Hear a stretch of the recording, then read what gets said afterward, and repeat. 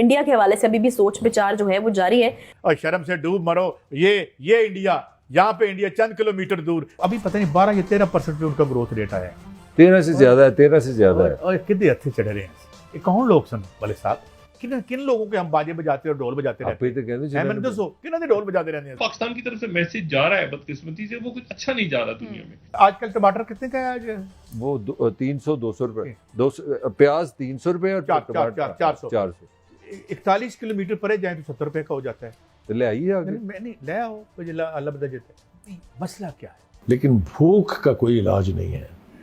اگر ان کو ایٹیبلز نہیں ملیں گی, ان کے کھانے کا انتظام نہیں ہوگا, تو صورتحال اتنی بدنما اور بدصورت ہو جائے گی کہ پھر سنبھالے نہیں سنبھلے گی. 80 نہیں تو 70% پاپولیشن ہماری جو ہے گاؤں میں بستی ہے, جن کا سب کچھ برباد ہو گیا. مویشی ان کے مر گئے ہیں, گھر ان کے گر گئے ہیں, سڑکیں ان کی تباہ ہو گئی ہیں, فصلیں ان کی برباد ہو گئی ہیں, اور ان فصلوں پہ ابھی اگلی فصل بونا جو ہے وہ ممکن ہی نہیں ہے, اس لیے کہ وہاں کئی فٹ پانی کھڑا ہوا ہے. تو فوڈ سیکورٹی کا چیلنج ہمیں بہت ہے, اس لیے ہمیں ہر وہ راستہ اختیار کرنا چاہیے جس سے ہم اس چیلنج سے میٹ کر سکیں. یقینی طور پہ ایران اور افغانستان جو ہے 2 بڑے ملک ہیں جن سے, جو کہ ہمسائے ہیں, جن سے ہم بہت ساری چیزیں امپورٹ کر سکتے ہیں, خاص طور سے ایٹیبلز یہ سبزیاں وغیرہ جو ہے. اسی طرح ہندوستان کے بارے میں دیکھیں ایک مثال موجود ہے کہ چائنا اور ہندوستان کی بھی ایک لڑائی ہو چکی ہے, بہت بڑی جنگ ہو چکی ہے, ڈسپیوٹ ہے, بارڈر ڈسپیوٹ جو کئی دہائیوں پر محیط ہے, لیکن اس کے باوجود $100 بلین ٹریڈ ہے ان کی 2 وے. تو اس کا مطلب ہے کہ جبکہ ہم جو اتنے بڑے دوست ہونے کا دعویٰ کرتے ہیں کہ ہماری دوستی ہمالیہ سے اونچی ہے, سمندر سے گہری ہے, شہد سے میٹھی ہے, لوہے سے زیادہ سخت ہے, ان کی ٹریڈ جو ہے وہ 10 بلین تک پہنچی ابھی تک. 15 تک کا ٹارگٹ طے ہے, پتہ نہیں کب تک. تو بخاری صاحب آپ کو لگتا ہے کہ بھارت سے جو ٹریڈ ہے اس کو میرے خیال سے اگر 2 وے ٹریڈ پر نہ بھی جایا جائے ابھی, کیونکہ وہ ہوگی بائی لیٹرل ایشو پر اور وہ ہوگی سارک کے فورم پر, صحیح ہے, اس کو ذرا چھوڑ دیں. لیکن چونکہ اس وقت ایمرجنسی ہے, ایسٹ پنجاب جو ہے وہ پورے بھارت کو سبزیاں اور ایٹیبل مہیا کرتا ہے, ایٹ آرمز لینتھ ہے, وہ یہاں بیٹھے ہوئے ہیں ساتھ پہ واگا بارڈر کے ذریعے, اور یہ ٹریڈ ہوتی رہی ہے. یہ ویجیٹیبلز پہلے آتی رہی ہیں, ٹماٹر, پیاز, یہ سب چیزیں آتی رہی ہیں. میرے خیال سے اس کو ایمرجنسی کے تحت اس کی اجازت دینی چاہیے اور امپلیمنٹ کرنا چاہیے کہ یہ چیزیں آنی شروع ہو جائیں. ورنہ ایک بات یاد رکھیں, آپ کسی بھی شہری سے جو پاکستان کے شہری ہے کچھ بھی توقع رکھ سکتے ہیں نیشنلزم کی, لیکن بھوک کا کوئی علاج نہیں ہے.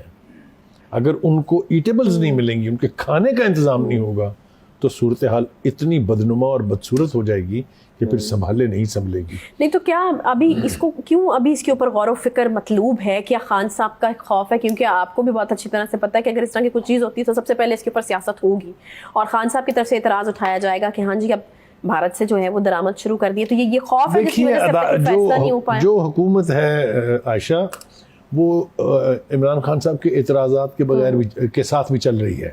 لہٰذا یہ اگر ایک فیصلہ نیشنل انٹرسٹ میں کر لیا جائے تو میرا نہیں خیال کہ اس کے اندر کوئی خرابی ہے. اگر آپ اس ڈر سے فیصلے نہیں کریں گے, سب کیا کہیں گے, تو پھر یہ حکومت چل چکی. اور شرم سے ڈوب مرو, یہ انڈیا, یہاں پہ انڈیا چند کلومیٹر دور. اور اس وقت آپ اگر دیکھیں نا, ہمارا جو پاکستانی پنجاب ہے یہ انڈین پنجاب سے 3 گنا بڑا ہے. یعنی کہ ہمارے مقابلے میں انڈین پنجاب 1/4 یا 1/3 ہے. وہ 1/3 پنجاب جو دنیا کی 1/5 پاپولیشن انڈیا, اس کو پوری کو گندم دے رہی ہے, کنک دے رہی ہے. اور جو ہمیں کہانیاں سنائی گئی تھی یہ پنجاب ہے, یہاں پہ وہ جی یہ تو ایگریکلچر ہے. اور پاکستان کو اس وقت کیا ہمیں مسئلہ پڑا ہوا ہے, یہ بھی سن لیں کہ یار اگر یوکرین کی لڑائی ختم نہ ہوئی تو ہم کہاں سے ڈالر لے کے گندم لائیں گے. یہ پنجاب جو 3 گنا بڑا ہے, ہمارا مسئلہ ہو گیا, ہم گندم نہیں بنا پا رہے. اور وہ اتنا سا پنجاب ہے, وہ جناب پورے 1 ارب سے زیادہ لوگوں کو گندم دے رہا ہے. ویئر وی آر رانگ قاضی. مجھے ایک بات سمجھائے نا, یہ کوئی تو مسئلہ ہے. آج صورتحال کچھ اس طرح سے ہے کہ بہت سارے سیلاب زدگان ہزاروں لاکھوں کی تعداد کے اندر شدید مشکلات میں ہیں اور جان و مال سے ہاتھ دھو بیٹھے ہیں بہت سارے لوگ. لیکن اس کے باوجود بھی ہماری سیاست ہے کہ ٹھنڈا ہونے کا نام نہیں لے رہی. پاکستان کی طرف سے میسج جا رہا ہے بدقسمتی سے, وہ کچھ اچھا نہیں جا رہا دنیا میں. مطلب وہ یہ میسج جا رہا ہے کہ یار ان کے مطلب ہم مدد دے رہے ہیں, ہم ٹینٹ بھیج رہے ہیں, ہم مطلب IMF بھی بات کرنے کو تیار ہے, غالباً ورلڈ بینک بھی بات کرنے کو تیار ہے, ایشین ڈیولپمنٹ. لیکن ہم اپنی چونکہ ملک کے اندر اس وقت اتنا بڑا ایک ہجان سا ہے سیاسی سطح پہ اور عدالتی سطح پہ بھی, آئینی سطح پہ بھی, اور ظاہر سب آپس میں لنک کرتے ہیں بحران, کہ اس کے نتیجے میں جو یہ ایشو ہے عوام کا اس کی طرف لوگوں کی توجہ ہٹ گئی ہے اس کی طرف سے بدقسمتی کے ساتھ, اور اس کی وجہ سے بھی یہ ہو رہا ہے کہ وہ حالات جو ہیں وہ بد سے بدتر کی طرف جا رہے ہیں, مہنگائی کے باعث بھی, اور کوئی پلاننگ نہیں ہے غالباً کسی بھی قسم کی. مطلب اب اس کو کیسے نکالا جائے گا؟ اب سولر انرجی جو ہے وہ سولر, آج شہباز شریف صاحب نے بات بڑی اچھی کی کہ سولر انرجی جو ہے وہ ایک بڑا اچھا طریقہ ہے, اور سولر انرجی سے اگر ہم, لیکن سولر تو پہلے ہی لوگوں کے پاس موجود ہیں, اور سولر کی قیمتیں پہلے بڑھی ہوئی ہیں بہت زیادہ. لوگوں کے بل جو ہیں وہ سولر لگانے کے باوجود بہت زیادہ آ رہے ہیں بجلی کے. کہ 2 ملکوں میں آپ نے بھی سفر کیا ہوگا, ہم نے بھی سفر کیا ہے. جرمنی میں ہم نے دیکھا, سفر کیا, لینڈ کا سفر کیا, یعنی بذریعہ روڈ سفر کیا, تو ہم نے دیکھا کہ دونوں طرف جو ہے وہ پن بجلی کے جو ہمارے ونڈ پاور جو ہے اس کو کس طرح سے انہوں نے استعمال کیا ہوا کو, اور ہوا کے ذریعے جو بجلی پیدا کی جا رہی تھی وہ کتنے اس کی کیپیسٹی اور کتنا زیادہ وہ پیدا کی جا رہی تھی. ایک تو یہ تھا. ہم نے پھر اٹلی میں دیکھا, وینس سے ویرونا تک آپ چلے جائیں, پورے دونوں طرف جو ہے سڑک کے وہ پلیٹیں لگی ہوئی ہیں اور وہ بجلی پیدا کرتے ہیں, سولر بجلی وہ پیدا کرتے ہیں. تو اس طرح سے آپ پیدا کر سکتے ہیں. اپنا بلجیم میں مینڈیٹری ہے کہ جب آپ گھر بنائیں گے تو آپ سولر انرجی کا آپشن رکھیں گے. وہاں پر سال میں 92 ڈیز 92 دن کے لیے سورج نظر آتا ہے, اور باقی سال میں سورج اتنا نظر نہیں آتا ہے. جس ملک کے اندر 365 میں سے 400 دن بجلی سورج نظر آتا ہے, ہم اس ملک کے اندر ہم وہ نہیں کرتے ہیں. ہمارے یہاں تو سورج کبھی غائب ہی نہیں ہوتا ہے, بہت کم دن ہوتے ہیں جب سورج نظر نہیں آتا ہے. ہم اس میں یہ آپشن استعمال نہیں کرتے ہیں کہ ہم سولر انرجی کی طرف جائیں. تو دنیا جا رہی ہے. اب دیکھیں یہاں نیا مسئلہ پیدا ہوا ہے جب یوکرین کی جنگ ہوئی ہے اور روس نے اپنی گیس کی ترسیل بند کی ہے, 50% تک نیچے لے گئے ہیں, تو اب وہاں ایک بحران پیدا ہو گیا ہے.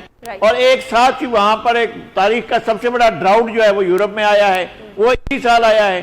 اور ہماری تاریخ کے سب سے بڑے سیلاب وہ بھی اسی سال آئے ہیں. یہ کلائمیٹ چینج کا بہت بڑا سال ہے, اور obviously یہ کلائمیٹ چینج کا بہت بڑا سال ہے, تو یقیناً ایک دفعہ خود احتسابی کا بھی بہت بڑا سال ہے کہ کون سا ملک کس سمت میں جا رہا ہے. نصر اللہ ملک صاحب, پاکستان میں ایک بہت بڑی جو پیداوار ہے بجلی کی وہ بیسکلی پیٹرولیم مصنوعات سے ہوتی ہے. ہر سال سردیوں کے اندر گیس کی قلت کا سامنا, گرمیوں کے اندر لوڈ شیڈنگ کا سامنا ہم لوگ کرتے رہے, لیکن انفارچونیٹلی ڈیمز ہمارے یہاں 4-5 ہی ہیں جو کہ بڑے ہیں, اور اب جو بن رہے ہیں ان کی سپیڈ بھی obviously دیامیر بھاشا ڈیم ہے جو جس طریقے سے ابھی وہ اس کو بھی ایشوز درپیش ہیں واپڈا کے حوالے سے. تو ایسی صورتحال میں کیا ہمارے یہاں بھی اس طرح کا کوئی قانون نہیں بن جانا چاہیے کہ اگر کوئی گھر بنا رہا ہے تو وہ ایٹ لیسٹ اپنی آدھی کیپیسٹی, یا اگر کوئی بزنس کی کوئی یا کمرشل کوئی بلڈنگ بنا رہا ہے تو اپنی آدھی کیپیسٹی تو کم از کم سولر پینل سے پوری کرے؟